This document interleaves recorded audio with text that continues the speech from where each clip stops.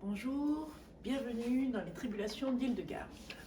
Alors, comme nous avions vu la semaine dernière, Ilaria Tutti sur le toit de l'enfer, je vous avais dit que je vous parlerai des mémoires d'un expert psychiatre d'Angelina Delcroix. Alors, c'est un livre qui fait un peu fureur depuis quelque temps. C'est... comment je pourrais vous dire? Ça m'a pas hyper emballé. Voilà. C'est très bien écrit, hein, c'est très bien écrit. Alors, Angelina Delcroix, c'est un auteur français de thriller psychologique. Alors, elle a écrit un autre livre aussi qui est reconnu, qui s'appelle L'île des damnés. C'est un style assez sombre. Il y a une analyse psychologique assez fine, une bonne maîtrise du suspense. Par contre, ce que je trouve, c'est qu'elle utilise un petit peu les mêmes mécanismes. Hein. Elle explore souvent la dualité des apparences avec des miroirs narratifs entre la réalité et le mensonge. C'est des thèmes récurrents de secrets enfouis et de leurs révélations destructrices hein, sur l'affaire, sur les personnages. Toujours le coucou, hein, je suis désolée, je n'ai pas calculé. Donc, nous allons parler, je vous mettrai en référence son autre livre aussi, hein, L'île des damnés. Donc, Mémoire d'un expert psychiatre. Alors, c'est un psychiatre qui s'appelle Adam Jacouri, expert psychiatre, qui est en fin de carrière et il décide de confier ses mémoires à un auteur de thriller qui s'appelle Jesse Moore. Et il prend sa retraite. Donc il veut prendre sa retraite, il va la prendre d'ailleurs en Bretagne, à côté d'une forêt, je ne vous citerai pas le nom parce que je suis nulle en langue bretonne. Et après son installation dans cette maison, hein, il va se passer une série de disparitions inquiétantes, hein, puisque les disparitions sont souvent plus ou moins inquiétantes. Et ce psychiatre, Adam, il va soupçonner, parce que ça correspond un petit peu à tout ce qu'il a pu entendre, il va venir soupçonner un ancien patient qu'il a jadis déclaré irresponsable. Donc il va contacter les autorités, en l'occurrence la gendarmerie, qui ne va pas le prendre au sérieux. En même temps, on se demande qui elle prend au sérieux, hein, un minimum. Bon, mais la découverte de corps va pousser Adam à mener l'enquête lui-même, hein, et il va être rattrapé par ses erreurs qu'il a pu faire, et ça va semer le doute en lui sur la fiabilité de ses diagnostics. Donc, en gros, c'est l'histoire. On va passer d'un style narratif qui va être le présent et un style plus documentaire qui va concerner ses expertises. Donc, comme je vous le disais, on passe souvent voilà, sur un miroir narratif. Hein. On le retrouve ici, on le retrouve dans son autre roman. Donc, ça va mettre en œuvre, sur les thèmes principaux des romans, la psychiatrie et la justice. Alors, ce roman, il va un petit peu montrer comment une expertise peut faire basculer une vie en internant un auteur en unité psychiatrique spécialisée, hein, plutôt qu'en prison, ou l'inverse, en laissant potentiellement un meurtrier libre sur la base d'un diagnostic erroné. Donc là, on tombe sur un champ d'action qui est un petit peu comme je le démontre hein, sur tous les romans qu'on a lus. C'est ce libre arbitre, c'est ce fait de dire est-ce qu'on peut être juge et partie ou est-ce qu'on peut confier le sort d'un individu, quoi qu'il ait fait, à une seule personne. Alors il faut savoir qu'une expertise psychiatrique, ce sont des entretiens d'1 heure à 2 heures qui vont s'étaler logiquement et normalement sur une durée de 1 à 3 mois au vu de la complexité d'un dossier. Donc c'est pas quelque chose qui va être fait dans le temps, graduellement et surtout en prenant le temps. Donc on peut leur accorder une affaire qui s'est passée il y a quelques années, qui était le procès d'Outreau, qui a été, je crois, le scénario le plus catastrophique qui ait pu arriver ces dernières années,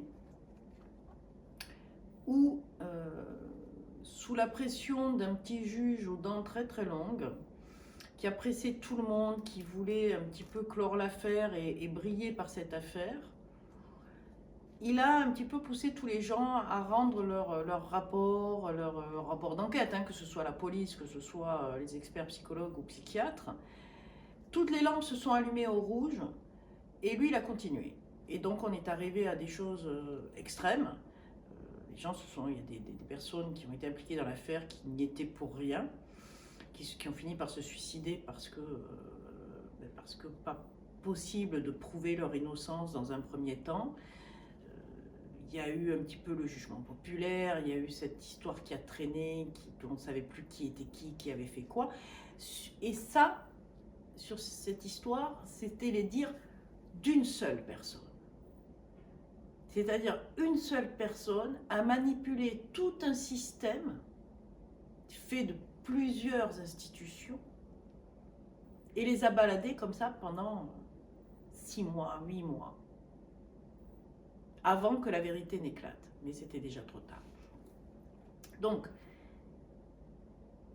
il est très difficile, parce qu'en France, on n'est pas, je vais dire, équipé pour ça. Il est très difficile d'avoir un suivi sur une expertise psychiatrique. Donc, cette dualité psychiatrie-justice, elle va faire suite à ce qu'on va appeler le poids de la responsabilité. Hein. Donc, dans le roman, c'est ce psychiatre, Adam, qui va il va rester un petit peu hanté par certaines décisions qu'il a pu prendre. Donc, ça va illustrer un petit peu la charge morale et émotionnelle de l'expert confronté à la violence, au mensonge et à la manipulation possible des patients, parce que c'est pas, vous tombez pas non plus sur le cas social du coin qui sait à peine lire et écrire.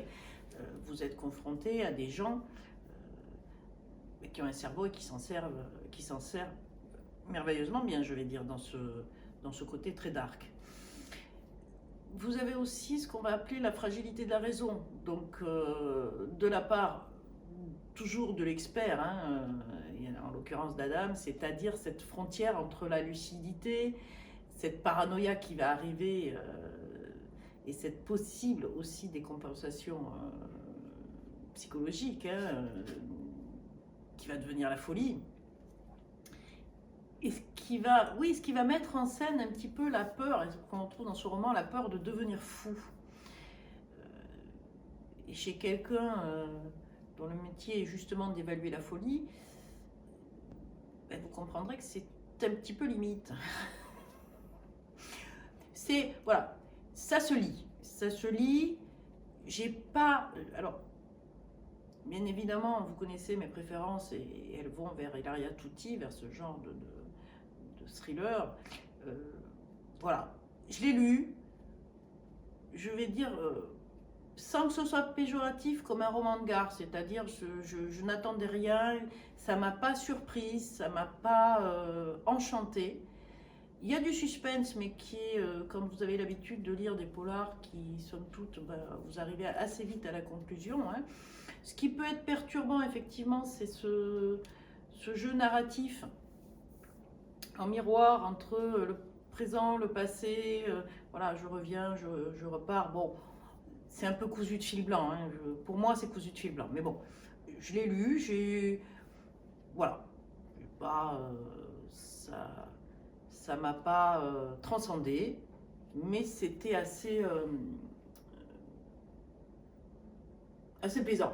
En fait, cette double dualité, le présent de l'enquête et le passé qui est raconté dans les mémoires, hein, bon, ça va créer cet effet miroir entre les anciennes affaires et les disparitions actuelles qui se passent et sur lesquelles Adam enquête.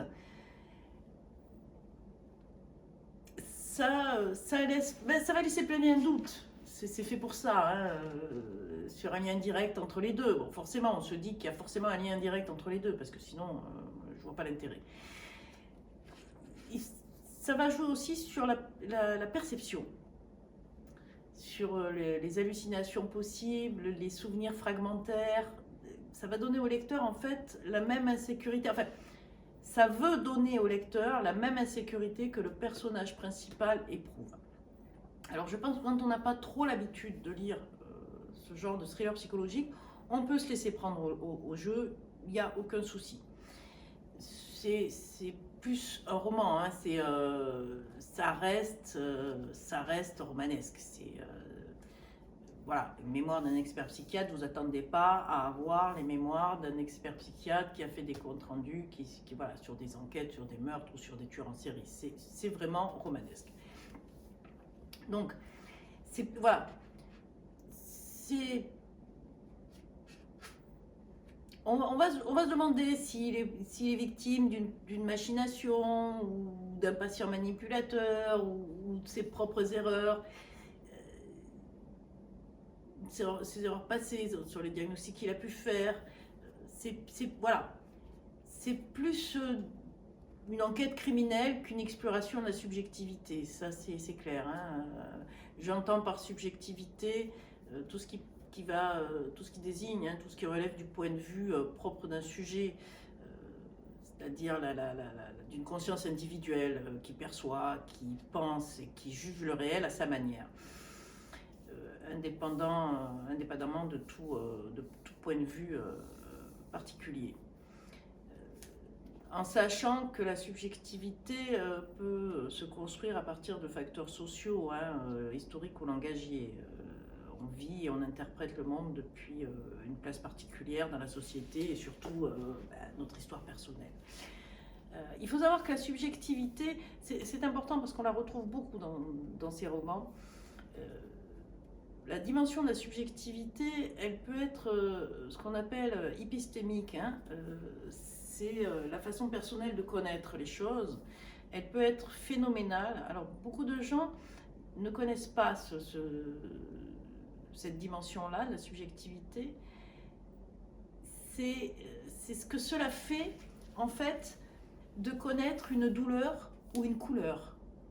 Je sais, ça ne va pas vous parler, mais essayez de vous poser et de réfléchir ce que peut faire de connaître une douleur et surtout une couleur. Rouge, c'est rouge, mais voilà, la connaître vraiment, l'associer à des choses, voilà, c'est ce qu'on appelle la subjectivité phénoménale.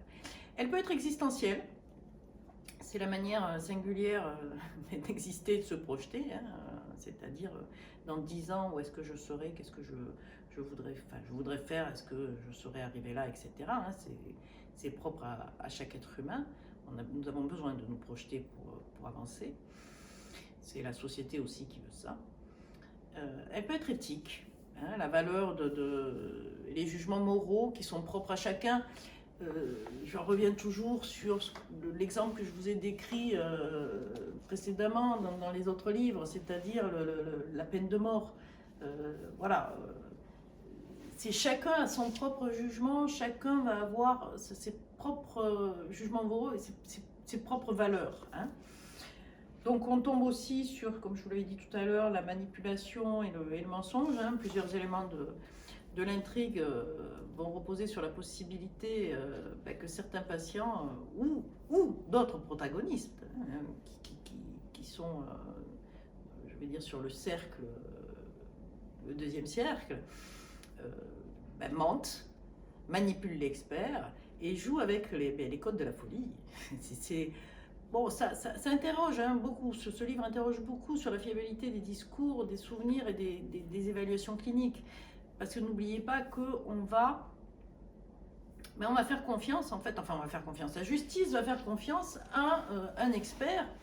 Cet expert-là, il est comme vous et moi, hein, il se lève le matin, il peut avoir mal à la tête, il peut avoir mal dormi, il a fait un cauchemar, voilà, il divorce, voilà, il a des problèmes dans sa vie, il a des casseroles, comme je dis.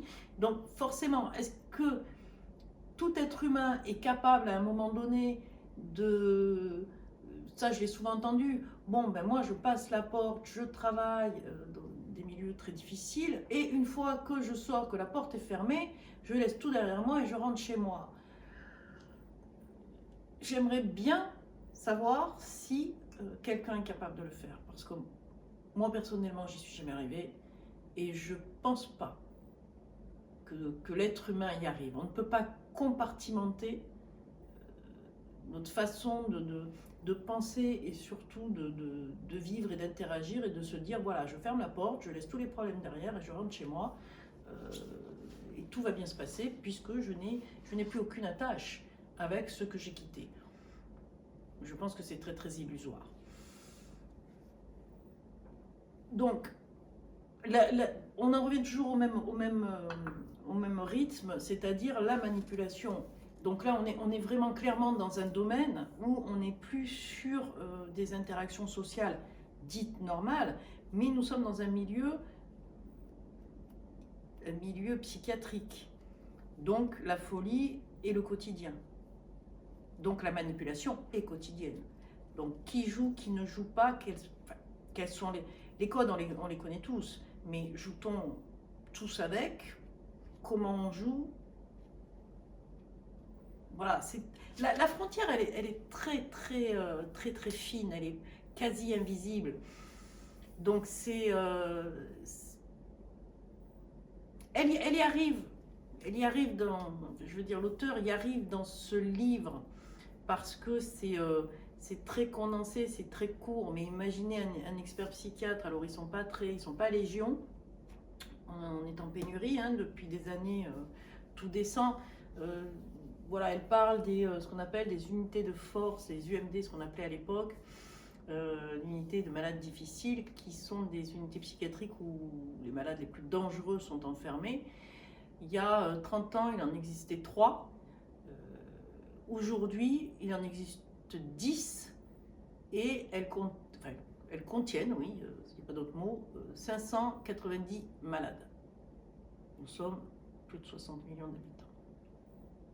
Donc, on ne peut pas avoir vraiment de chiffres exacts sur la psychiatrie, jamais il y en a eu, parce que, en fait, les hôpitaux sont budgétisés par rapport au nombre de lits.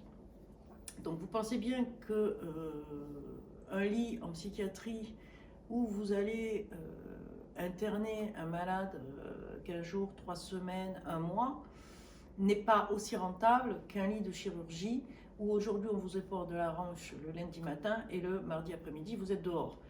Voilà, nous sommes rentrés il y a déjà des années et aujourd'hui ça va en s'accélérant, nous sommes rentrés dans quelque chose de très financier. Hein, voilà. Il faut que ce soit de rentabilité. Voilà, la psychiatrie, on ne peut pas rentabiliser un malade psychiatrique, c'est pas possible. Donc toutes ces choses sont transformées en hôpitaux de jour, où on accueille des malades à 9h le matin et à 17h on leur dit « Allez, au revoir, à demain matin ». Il y a des fous gentils, il y a des fous moyens, et il y a des gens qui ont une pathologie qui fait que c'est des gens qui ne peuvent pas se retrouver dehors. 590 lits en enfermement, voilà, ça se passe, je pense, de commentaires. C'est-à-dire que nous pouvons vivre à côté d'un meurtrier potentiel qui aurait été remis dehors par une expertise le rendant irresponsable. Quelque part, on ne peut pas l'enfermer. Donc, on va l'enfermer, je vais dire, chimiquement, mais si demain il ne prend plus ses médicaments, il n'est plus enfermé chimiquement. Allons-y, en voiture Simone, c'est moi qui klaxonne, et on y va. Hein. Donc, quelque part, on a ce psychiatre qui, en fin de carrière, est confronté à des disparitions, donc forcément ça lui rappelle d'anciennes affaires. Là-dessus, il commence un petit peu à devenir un peu parano. Hein. parce qu'il se dit et si j'avais remis la mauvaise personne en liberté. Bon, voilà, c'est un peu cousu de fil blanc. Ça reste agréable à lire, mais c'est un peu cousu de fil blanc. Je ne vais pas en faire des tonnes dessus parce que j'ai... Voilà, l'analyse, elle est très vite faite parce que les termes abordés, voilà, c'est pas non plus quelque chose, c'est pas immersif comme on peut l'avoir chez Hilaria Tuti ou chez Maxime Chatham, les premiers Maxime Chatham. Voilà, je lis, vous savez, je vous l'ai dit la dernière fois, je lis plusieurs livres à la fois. J'ai pas de PAL, P-A-L. Alors, je vais vous faire rire parce que PAL, j'ai dû chercher ce que c'était. En fait, c'est une pile à lire. Oui, parce que maintenant, on met des abréviations partout, donc c'est assez compliqué. Donc, j'ai pas de pile à lire parce que je ne vois pas l'intérêt d'empiler des livres. Hein. Moi, une fois que je les ai, je les lis. Donc, j'en lis plusieurs. Je ne mélange pas les histoires, je sais très bien où j'en suis. Donc, ce livre-là, en fait...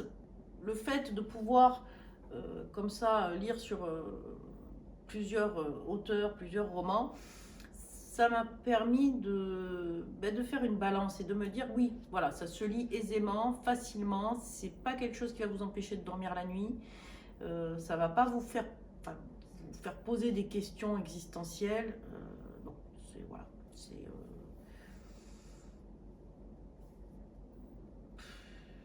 Meilleur roman francophone, le prix Cognac, oui, bah écoutez, pourquoi pas. Hein. Généralement, je lis pas les livres en fonction des prix qu'ils peuvent recevoir parce que voilà, je ne sais pas comment ils font pour le décider. Alors, ça doit être un panel de gens.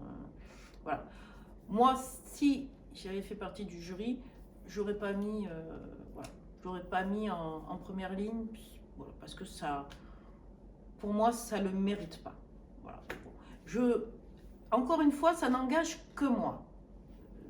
Je ne veux pas descendre l'auteur ou quoi que ce soit, parce qu'elle écrit très bien, mais ça ne correspond pas à ce que moi je pourrais attendre.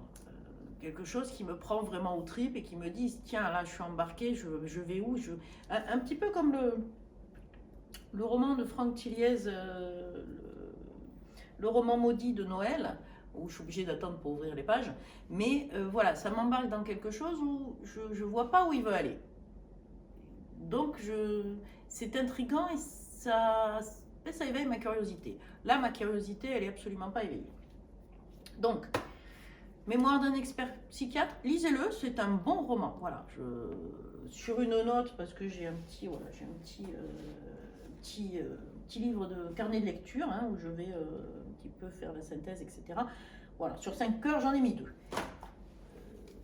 Voilà, c'est pas transcendant. Voilà. Mais, encore une fois, c'est mon opinion, c'est par rapport à moi, tout ce que je peux lire et ce que j'aime. Voilà, c'est pas quelque chose qui va rester gravé en me disant, voilà, ça c'est quelqu'un que je vais suivre ou que je vais... non, voilà. Angelina Delcroix, Mémoire d'un expert psychiatre. Voilà. Je vais le mettre en corrélation avec un K-drama que j'ai beaucoup apprécié, qui est de 2025, que je pense vous pouvez trouver sur Netflix ou sur voirdrama.org, qui s'appelle Queen Mantis. Alors il a été traduit par Queen Mantis, qui est la reine menthe, hein, la menthe religieuse. C'est l'histoire d'une tueuse en série qui a été enfermée et que les autorités ont caché à la population.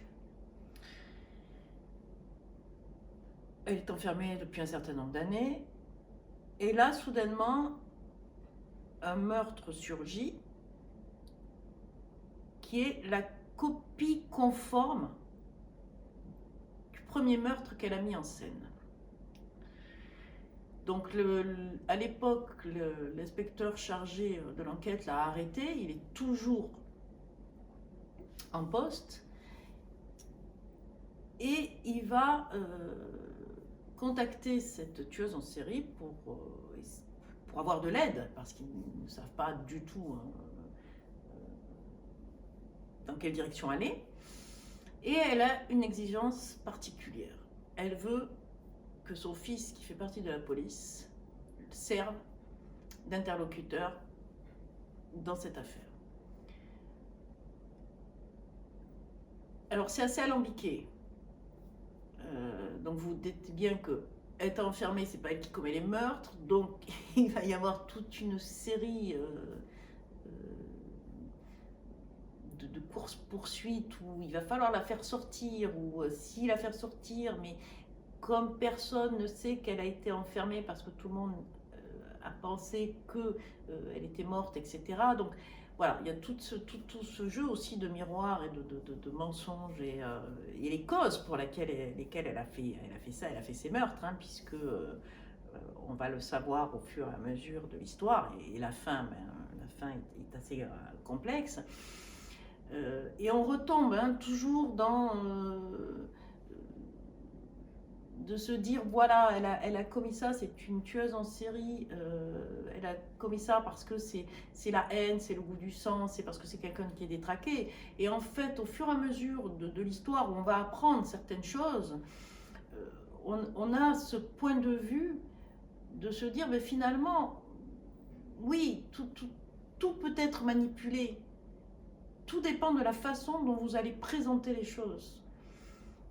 Vous avez une expérience qui a été faite il y a quelques années aux États-Unis, où un professeur met un ballon sur un bureau et fait descendre 2 étudiants de chaque côté du bureau.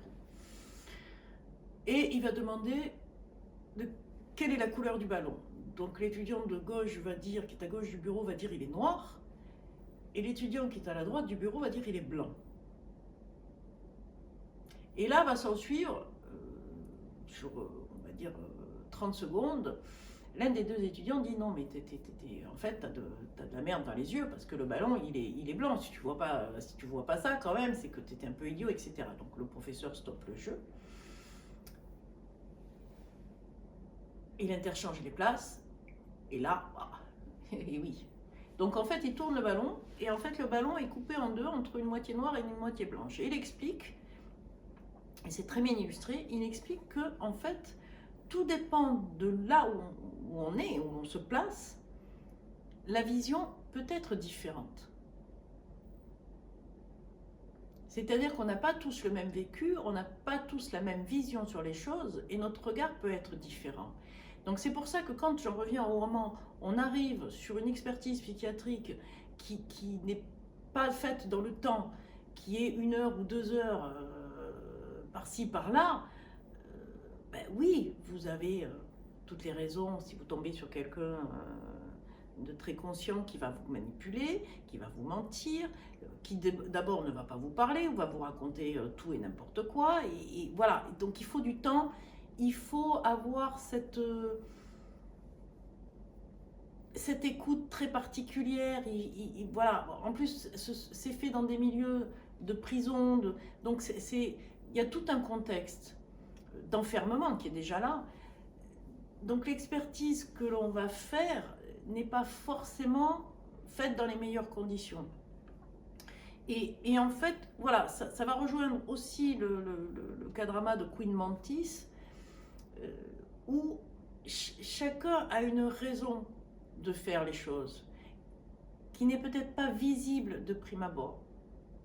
Mais si on regarde et si on s'arrête et si on cherche un minimum l'explication ou le fait de voir les choses, les événements par les yeux de quelqu'un d'autre, ben oui, on va finir par comprendre quelle est la réelle motivation. Et souvent, elle est noyée par le manque de temps. Et plus ça va aller, plus ça va être ça. On diminue les personnels soignants, on diminue les places d'hospitalisation en psychiatrie. Peut-être que dans 10 ans, il y aura peut-être même plus de places considérées de lits d'hospitalisation. En fait, ce que je peux comprendre, parce que c'est pas le problème des gens. La folie fait peur. Mais on est une société qui avance très vite, qui va produire plus de troubles qu'avant, qui va les faire évoluer vers d'autres troubles, etc., vers d'autres pathologies. Donc on aura toujours besoin de la psychiatrie.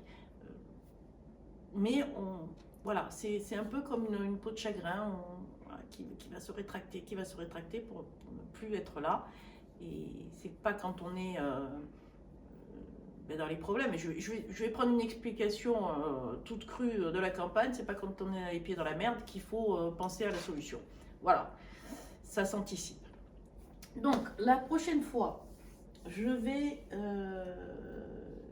je suis tombée sur plein de livres intéressants, mais je pense que je vais vous parler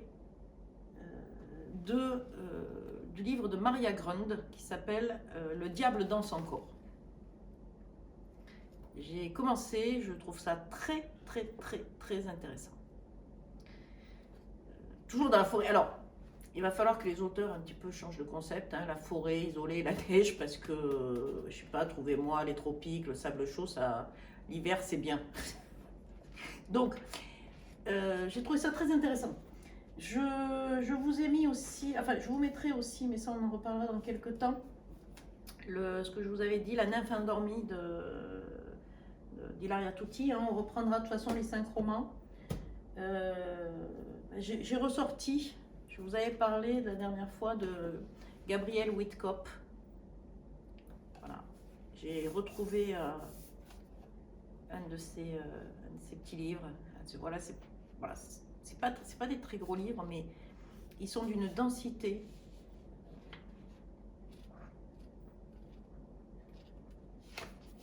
On en parlera. Donc, Le diable danse encore de Maria Grund. Alors, c'est la filière suédoise.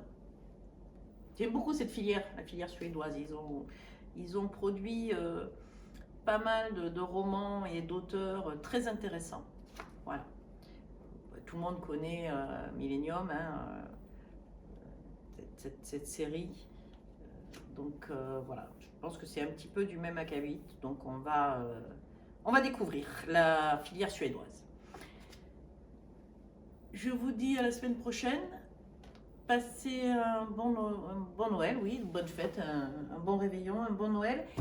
N'oubliez pas de commenter un petit peu les vidéos, que j'ai un retour, parce que pour l'instant j'ai pas de retour, donc peut-être que c'est catastrophique et que personne n'ose le dire. Donc à la limite, ne le faites pas avec bienveillance, dites-moi c'est nul, c'est archi nul, c'est catastrophique. Au moins on saura, j'aurai une idée. Prenez soin de vous, passez de bonnes fêtes et je vous dis à la semaine prochaine. Au revoir. Ba da do do ba da do do ba da do do ba da do do do do do do do